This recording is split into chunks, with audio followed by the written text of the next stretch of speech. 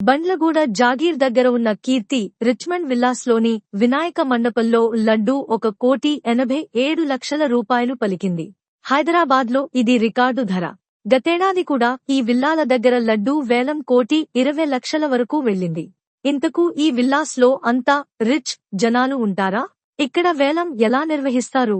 Richmond villas laddu వేలం అసలు కథ వేరే ఉంది. ఈ లడ్డూ వేలం పాటలో ఒక వ్యక్తి పాల్గొనరు. మొత్తం వేలంలో పాల్గొనే దాదాపు 150 మందిని 4 గ్రూపులుగా విభజిస్తారు. ఈ 4 గ్రూపుల వారు వేలం పాడతారు. అయితే వేలం దక్కిన గ్రూపుతో పాటు వేలంలో లడ్డూ దక్కని గ్రూపు కూడా డబ్బు చెల్లించాలి. అదే ఇక్కడ ట్విస్ట్. అంటే 4 గ్రూపుల్లో ఒక గ్రూపు వారు 25 లక్షలు, మరో గ్రూపు 26, ఇంకో గ్రూపు 27, చివరి గ్రూప్ వారు 28లకు బిడ్ వేశారనుకుంటే సహజంగా 28 అన్నవారికి బిడ్ వెళుతుంది. అయితే బిడ్ వేసిన 4 గ్రూపులు కూడా తాము బిడ్ వేసిన మొత్తాన్ని కమిటీకి చెల్లించాలి. అలా 4 గ్రూపులు కలిపి ఇచ్చే మొత్తమే ఈ రిచ్మండ్ విల్లాలో 1,87,00,000కు వెళ్లింది. గెలిచిన గ్రూపుకు మాత్రమే లడ్డూ సొంతం కాదు. ఆ లడ్డూను విల్లాల్లోని అందరికీ పంచుతారు. ఇక్కడ లడ్డూ వేలం పాటలో వచ్చిన డబ్బు మొత్తం సేవా కార్యక్రమాలకే ఖర్చు చేస్తారు. అయితే సేవా కార్యక్రమాలంటే సొంతంగా ఖర్చు పెట్టేసి ఫోటోలు దిగడం కాదు. ఇందుకోసం వీరు పెద్ద వ్యవస్థనే ఏర్పాటు చేశారు. ఆర్వీ దియా చారిటబుల్ ట్రస్ట్ పేరుతో ఒక ట్రస్ట్ను ఏర్పాటు చేశారు. ఈ లడ్డూ వేలం డబ్బు మొత్తం ఆ ట్రస్ట్కు వెళుతుంది. ట్రస్ట్లో వాలంటీర్లుగా ఉండేవారు హైదరాబాద్లోనూ, దేశంలోని ఇతర ప్రాంతాల్లోనూ సేవా కార్యక్రమాలు చేస్తోన్న ఎన్జీఓలకు ఈ డబ్బును ఉపయోగిస్తారు. ఎవరికీ నగదు రూపంలో ఇవ్వరు.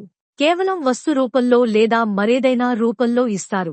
అంటే నెలవారీ సరుకులు కావచ్చు, ప్రభుత్వ పాఠశాలల్లో వసతులు కావచ్చు, ఆసుపత్రుల్లో బిల్లులు కావచ్చు, ఏ దిక్కు లేని అభాగ్యులను ఆదరించే సంస్థలకు కావచ్చు. ఇలా ఎంపిక చేసిన వారికి సాయం చేస్తారు. ఈ ఎంపిక ప్రక్రియ ఆషామాషిగా జరగదు. మేం స్వచ్ఛందంగా ఒక బృందంగా ఏర్పడి చాలా పరిశోధన చేస్తాం. మేం సాయం చేసే ఎన్జీఓలను స్వయంగా వెళ్లి చూస్తాం. దానితో పాటు వారి అకౌంట్ బుక్స్ కూడా తనిఖీ చేస్తాం. ఎట్టి పరిస్థితుల్లోనూ ఎక్కడా దుర్వినియోగం జరగదు. మనం ఇచ్చే డబ్బు వారికి 100% అవసరం.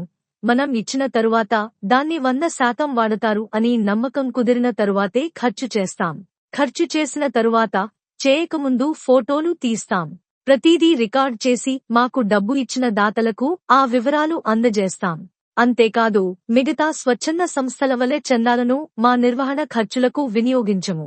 అంటే మేం సాయం చేయబోయే ఎన్జీఓలు మంచివా కాదా, డబ్బు సద్వినియోగం అవుతుందా లేదా అని చూడడానికి అయ్యే ఖర్చు కూడా చాలా ఎక్కువ. మా ప్రయాణాలు వంటి ఖర్చులు అందులో ఉంటాయి.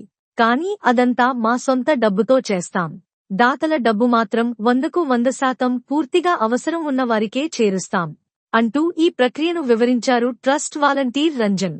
చాలా మందికి దానం చేయాలన్నా అది సరైన చోటుకు వెళ్తుందో లేదో తెలియక చేయరు.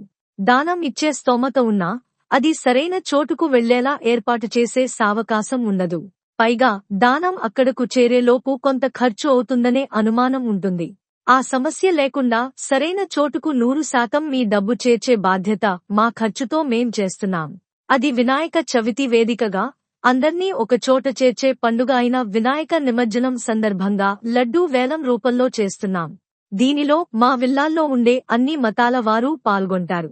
ఇప్పుడీ 1,87,00,000ను 150 మంది కలిసి ఇస్తారు. సంవత్సరానికి ఒకసారి సేకరించే ఈ డబ్బు ఏడాది పొడవునా ఖర్చు చేస్తాం. దీనికి ఇన్కమ్ టాక్స్ మినహాయింపు కూడా ఉంది అంటూ చెప్పుకొచ్చారు రంజాన్. ఉత్తరాఖండ్, ఝార్ఖండ్, ఒడిశా వంటి రాష్ట్రాలతో పాటు ఈ విల్లా బయట కాలనీలు, బస్తీల్లో ఉండే దాదాపు 150 మంది పిల్లల స్కూలు ఫీజుల్లో సగం ఈ లడ్డూ వేలం డబ్బు నుంచే ఇస్తున్నారు కమిటీవారు.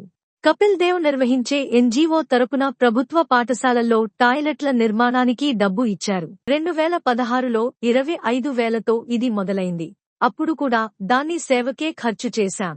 మేం ఖర్చు చేసే విధానం, కమిటీ పనితీరు, నిజాయితీ, పారదర్శకత చూసి క్రమంగా వేలంలో డబ్బు ఇచ్చేవారి సంఖ్య పెరుగుతూ వచ్చింది. 2016లో 25,000 ఉన్నది. తరువాత 2 లక్షలు, 10 లక్షలు, 40 లక్షలు, 60 లక్షలు, గతేడాది 1,20,00,000కు వెళ్లగా ఈసారి 1,87,00,000కు వెళ్లిందని వివరించారు రంజన్. ఇందులో అందరూ సమానంగా డబ్బు ఇవ్వరు. ఎక్కువ, తక్కువలు ఉంటాయి. వీరి సేవా కార్యక్రమం చూసి విల్లా బయట టీ స్టాల్ యజమాని 6,000 రూపాయలు ఇచ్చారని, అది తమకు ఎంతో ఆనందం, సంతృప్తి కలిగించిందని చెప్పారు కమిటీ సభ్యులు.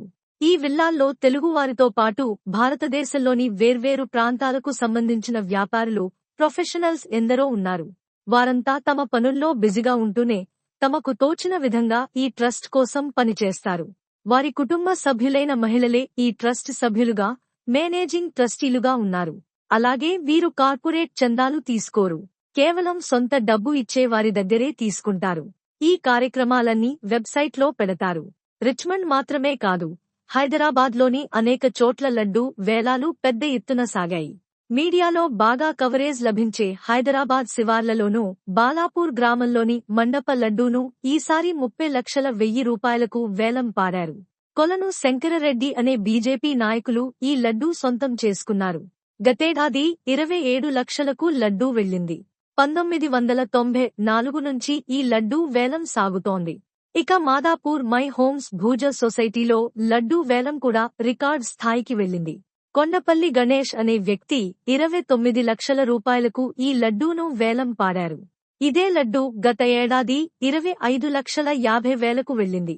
గత 10 ఏళ్లలో 2 తెలుగు రాష్ట్రాల్లో లడ్డూ వేలం వేసే మండపాల సంఖ్య బాగా పెరుగుతోంది. గ్రామాల్లో కూడా పెద్ద ఎత్తున వేలం కార్యక్రమం జరుగుతోంది. ఆయా మండపాల్లో డబ్బును గ్రామాభివృద్ధి లేదా గుడి అభివృద్ధి లేదా ఇతర సేవా కార్యక్రమాలకు ఉపయోగిస్తున్నారు.